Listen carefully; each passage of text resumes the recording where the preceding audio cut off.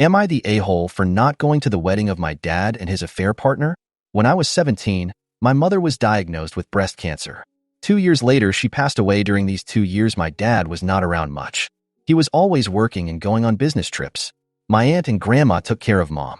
About 5 months after my mother's passing, my dad introduced me to his new girlfriend. I was pissed. I yelled at him how quickly he moved on from mom when they decided to tell me they had been in a relationship for 3 years. My dad had been cheating on my mom while she was dying. His business trips were to meet his affair partner.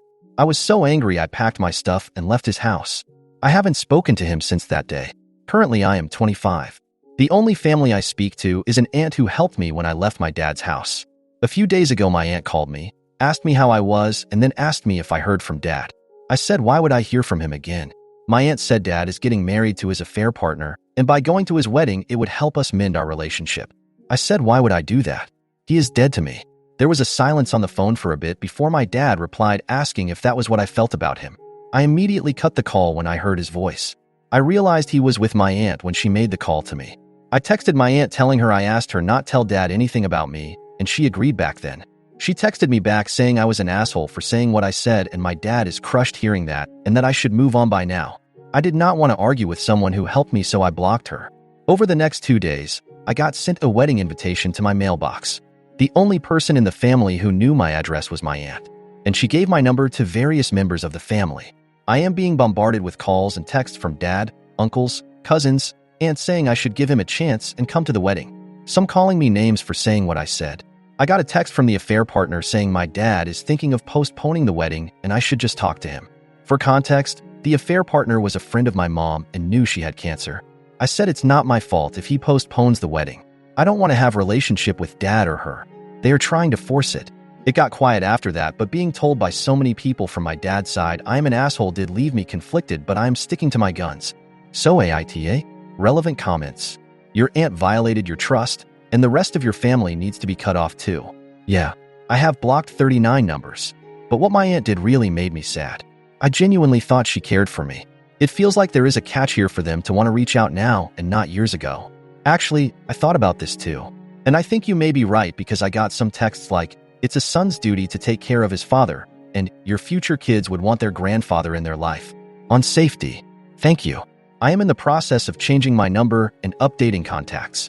As for where I live, it's a pretty secure apartment. You can only come in after me or someone buzz you in. Then you have to write down your name with security, and the elevator works with a key fob only. I am hoping that I don't have to move, but keeping my options open if it escalates. Top comment. NTA. Your dad cheated on your mom while she was dying, and now the whole family is upset. You've calmly expressed how you feel about it by cutting your dad out and B. not attending the wedding. Your aunt also violated your trust by giving your contact information out without your consent. I'd say cut the whole family out at this point. OP is voted NTA. Mini update in comments. I sent a text all 39 number who called or texted me detailing what dad did and blocked all of them. I don't care for their responses. Update post. A bit less than 1 month later. Hello. First, I want to thank all who commented on the first post and all who messaged me. It really helped me stick with my decision to not go to the wedding. I wanted to update earlier, but it's been pretty hectic with work. So, after the many texts and calls from multiple family members, I sent a text to all the numbers detailing what dad did and why I choose to be no contact with him. I then blocked all the numbers. I have changed my number but kept the old number in a separate phone to collect evidence if they start to harass me from random numbers. But luckily nothing happened, and I thought that was that. A week or so after that, my aunt's fiancé came to my apartment. He knows what time I get off work and was waiting for me in the parking lot. I was apprehensive, but he assured me he only wanted to talk. And according to him, the text I sent has caused a shitstorm in that family. He told me that some of the cousins who did not know what happened in the past started to question dad and affair partner, and they started to get defensive and deny it, but someone revealed that it was true. This has caused a massive argument within the family, with some cousins pulling out of the wedding. Dad wanted to postpone the wedding so he can talk to me, but the affair partner threatened to leave him if he did that. The news of what dad and affair partner did also reached some of their friends who were at one point friends of my mom as well. Some of them has also pulled out of the wedding, and this caused the affair partner to have a breakdown and started banning anyone who brings it up, family members included, from the wedding. According to aunt's fiancé, she is blaming this all on me, says I did this intentionally. I laughed at that. The wedding is still somehow happening. I asked him about my aunt and how all this started, and he said all he knows is that there was a conversation of how bad the family would look if I wasn't at the wedding and that my aunt offered to call me. He said that he disagreed, but she did it anyway. He said that he is only here because he felt I needed to know what happened. I thanked him but said I will be going completely no contact with her, and by extension him as well. He agreed, wished me well, and left. I am not going to lie and say I am completely okay. I miss my aunt. I miss my mom, but I know what I did was the right thing. I am currently staying with my girlfriend, and she has been cheering me up by coming up with absurd ways to ruin the wedding. As a lot of you said, I should try therapy, and I am going to take that advice. Some of the comments has made me realize that I have bottled up a lot of grief and anger. I am super nervous about it, but I also feel it'll do me good. So, once again, thank you for all your comments and advice. Ciao. Comment on girlfriend's ideas. The very first idea she came up with was, let's go to the landfill and catch some rats, then let's release them at the wedding. It got progressively worse from that.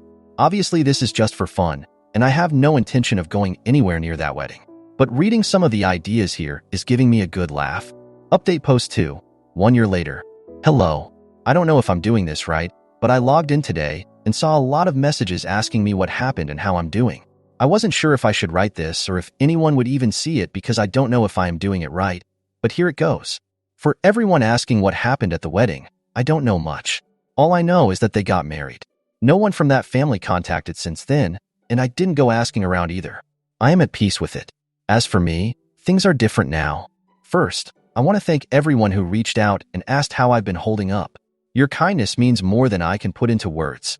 I'm getting better, slowly though the journey hasn't been easy. A lot has changed since my last update. I'm single now and have moved to a new city. My ex, who I'll call Mia, and I separated about 4 months after my last post. We celebrated 2 years together in March and talked about our future. But I was a mess.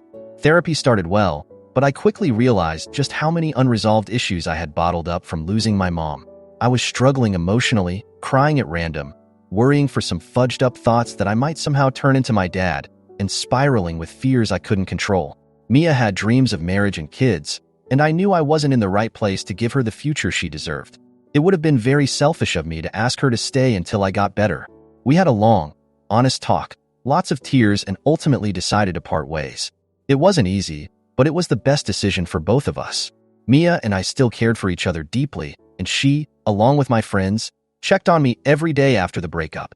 I wasn't left to face things alone, and for that, I'm so grateful. In July, I was offered the chance to move to the head office of my company in another city. After discussing it with my therapist, I decided it would be a good opportunity to change my surroundings and start fresh. In September, I made the move.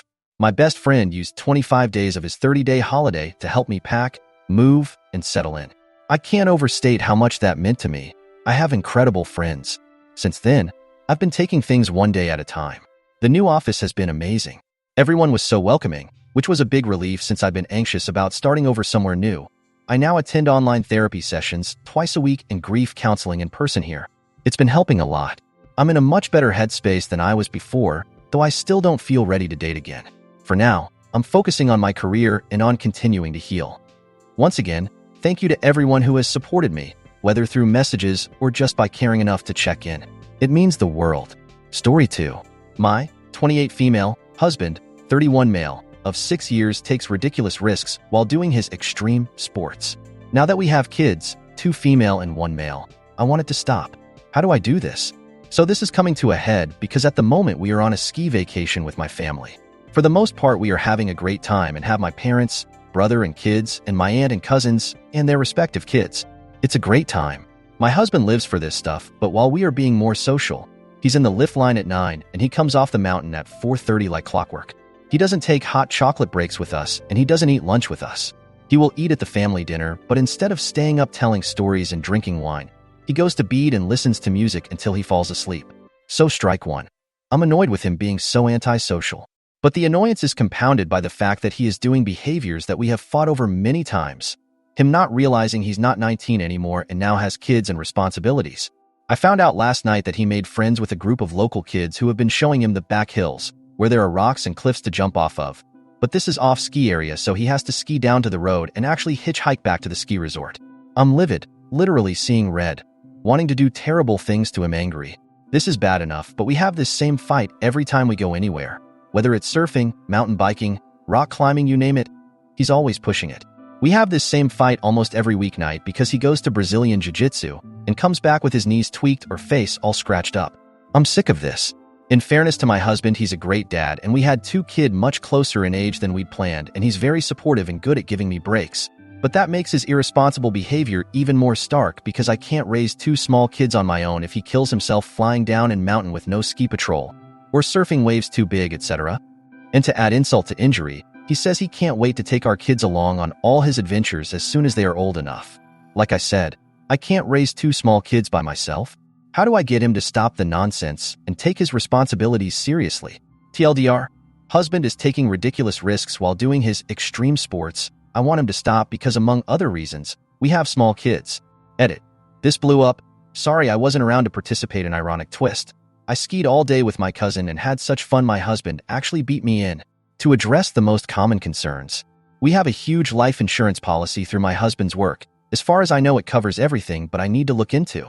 It's part of his job, so we actually pay very small premiums on it. I chose to be a Psalm. I do miss my career sometimes, as evidenced by my comment, but I love spending time with both kids. My husband works very hard to give me this. Our first was planned, and we'd hoped for several years between kids, but things happen, and it's a little more stressful than I'd hoped, but we love both kids. My dad adores my husband, and he's an introvert like Gregory, so he's to bed while the rest of us are talking late into the night. My dad loves hearing all about Greg's adventures, so he's happy paying. Which sucks for me because my own dad is not an advocate for my desires. Thank you for all the advice. I have some reading to do. Hopefully I can update when we get home. Update.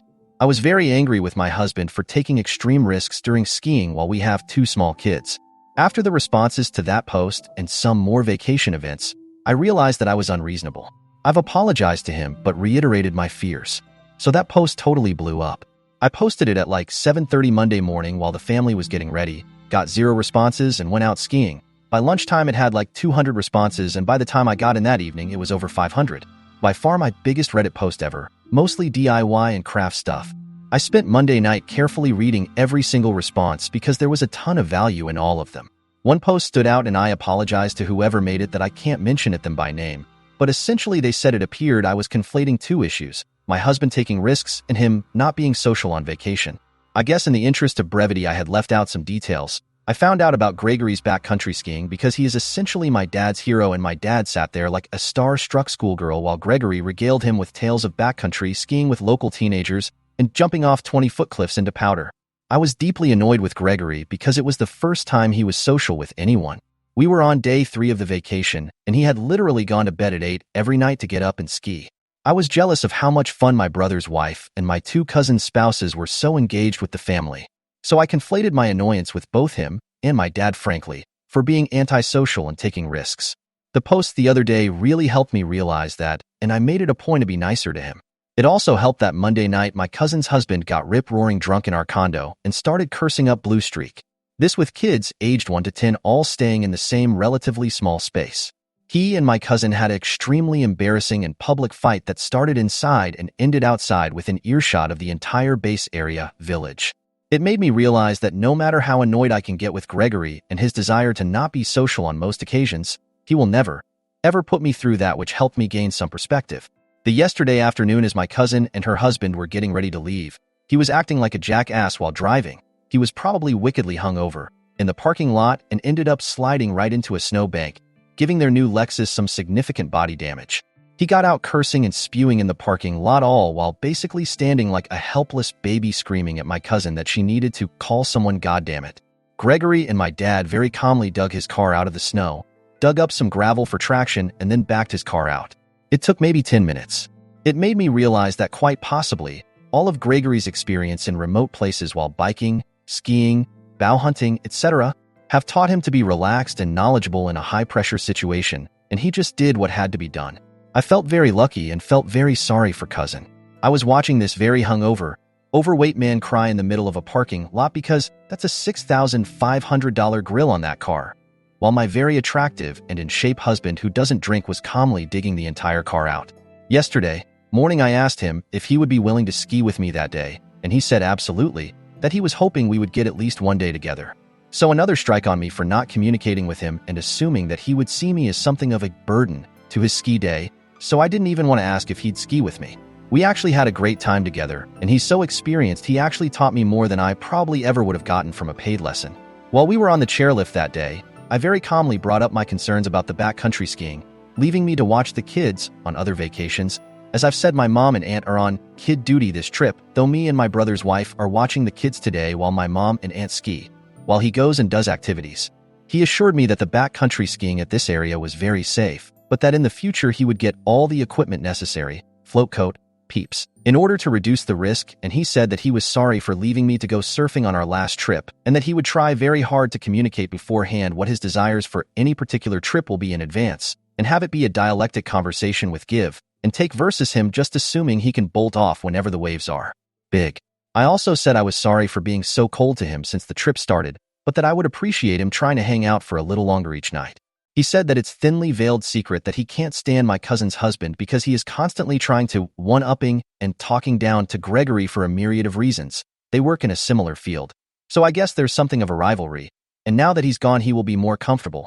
So last night Gregory cooked steaks for everyone and stayed up a little later, 8:30 is later, right? And chatted and seemed to have a good time. So today, since this was a planned day off for me to watch the kids, we agreed that he could meet his new friends really early so they could do some in-area hiking before the lift started, and that he could stay out as late as he wanted if the snow was good. So basically all is good. I love my husband more than words can possibly say, and I'm glad we had this time together because I think while we had relatively minor problems in the grand scheme of things, we are coming out healthier and happier for it. If I hadn't made my post Monday morning, I very well have made the rest of the vacation miserable for both of us. Thank you very much for all the help. TLDR.